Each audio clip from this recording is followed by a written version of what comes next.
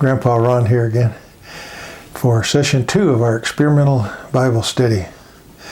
Remember on the first session we looked at Genesis chapter 1 and we went through all the days of creation and made a few comments on that. But now we're coming up on day 2 of our Bible study, and we're going to hit chapter 2 of Genesis. I just want to finish up chapter 1 with verse 31 as a summary of what we learned in the first session. And it says, "And God saw all that he had made, and behold, it was very good. And there was evening, and there was morning, the 6th day." So all during the creation we saw that God saw day 1 was good, day 2 was good, it was good, it was good, and day 6 he looked at everything and it was very good. We had a perfect world, a perfect creation, and God was pleased with it and saw that it was all good. Now we're going to see a little flashback in chapter 2 where God elaborates a little bit on what happened during those first 6 days. But first he's going to tell us about the 7th day. So chapter 2 verse 1. "Thus the heavens and the earth were completed, and all their hosts. And by the 7th day God completed his work which he had done, and he rested on the 7th day from all his work which he had done." Now that word rested doesn't mean that he was tired and decided he was going to take a break. There are other verses in the Bible that say that God never gets tired or weary. But it just means he stopped. He ceased his creative efforts and sat back and looked at what he had made. And we're going to find later that 7th day, that word rested is used, I think, for man's sake, because we're going to see later that God provides that 7th day for man to take a break. God didn't need it, but man needed it. So it says, "Then God blessed the 7th day and sanctified it, because in it he rested from all his work which God had created and made." And when he talks about sanctifying that 7th day, it basically means he purifies it and sets it apart for sacred use. And we're going to see later on that men are instructed to not to work on that 7th day, but use that day to worship God and to contemplate the things of God. So that was the end of creation, the creation week. God sanctifies that 7th day, and now we're going to do the little flashback I mentioned. Verse 4, "This is the account of the heavens and the earth when they were created in the day that the Lord God made the earth and heaven. Now no shrub of the field was yet in the earth, and no plant of the field had yet sprouted, for the Lord God had not sent rain upon the earth, and there was no man to cultivate the ground." And it said there was no rain. But verse 6 says, "But a mist used to rise from the earth and water the whole surface of the ground." You know, we talked about in chapter 1, this vapor canopy, the earth was like a terrarium.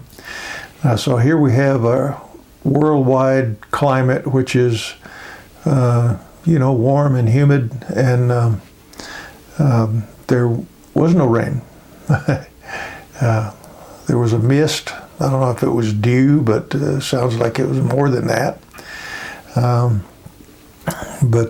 Says verse 7, "Then the Lord formed man of dust from the ground and breathed into his nostrils the breath of life, and man became a living being.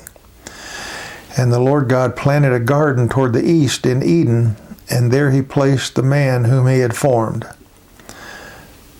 And out of the ground the Lord God caused to grow every tree that is pleasing to the sight and good for food, the tree of life also in the midst of the garden, and the tree of the knowledge of good and evil.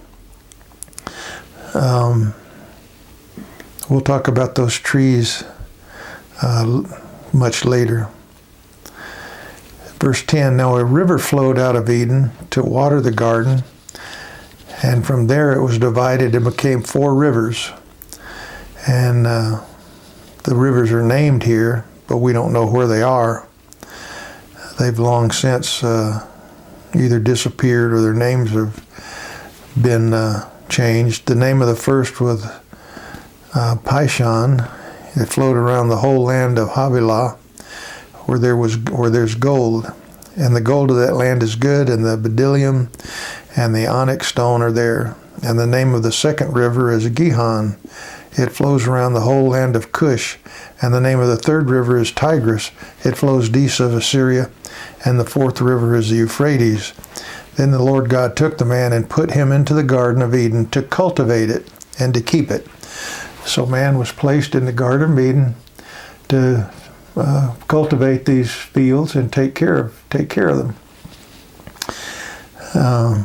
And the Lord God commanded the man, saying, from any tree of the garden you may eat freely, but from the tree of the knowledge of good and evil you shall not eat, for in the day that you eat from it you shall surely die. It's like when we raise a child,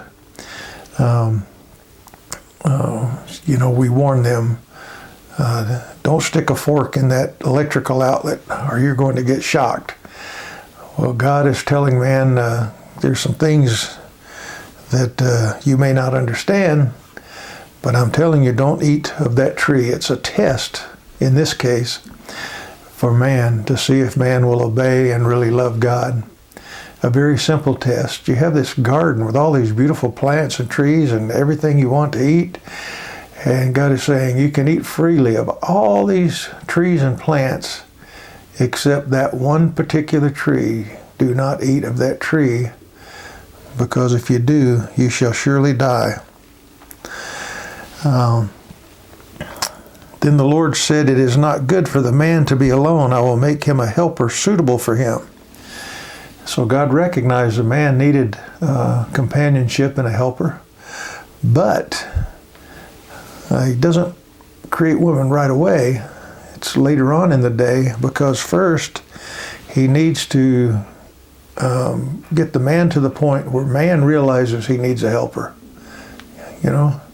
So we'll go to verse 19. And out of the ground the Lord formed every beast of the field and every bird of the sky and brought them to the man to see what he would call them.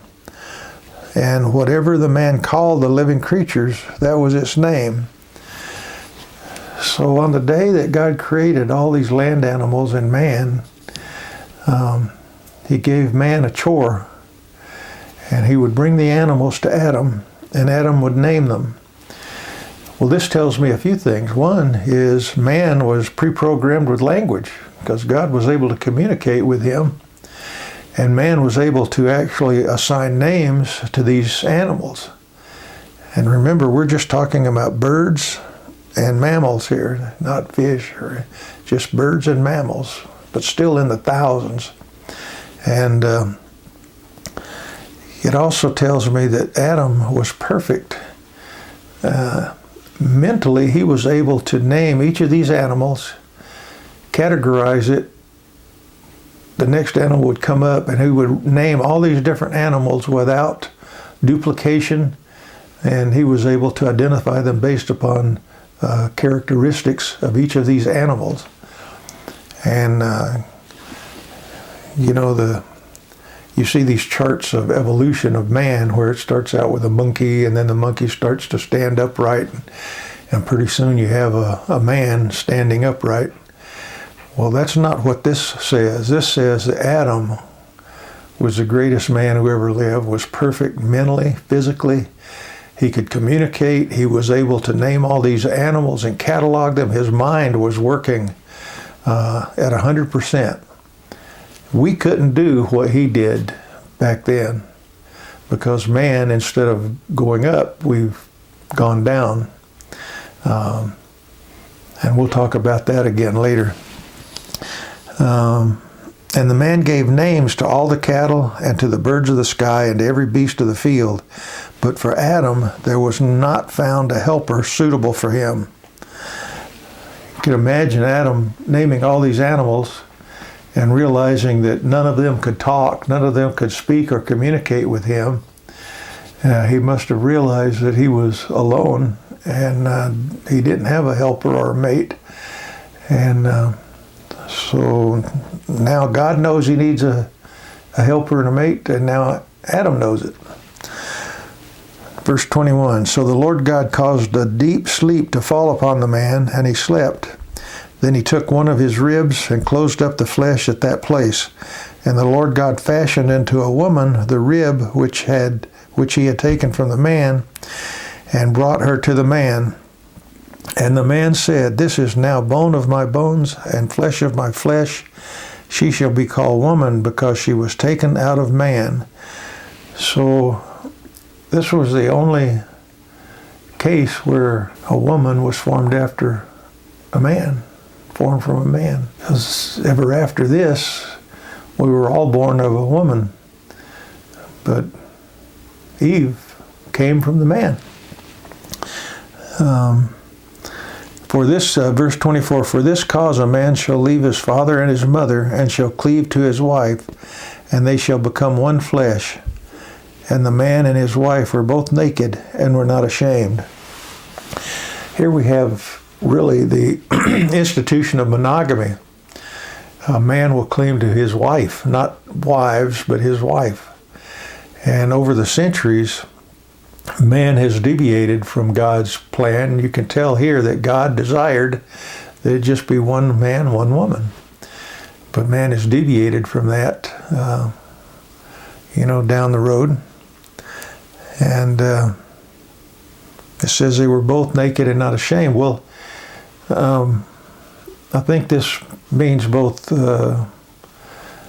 physically naked, but spiritually naked, in the sense that they were fully innocent, open to God, could communicate with God, there were no barriers between them and the Lord, and so they were not ashamed.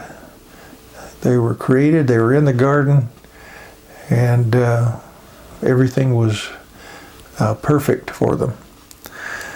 And we'll make this lesson short. I'm going to stop here, but we're going to see in chapter 3 that all of this perfection is going to come to an end in the next chapter in just a terrible way.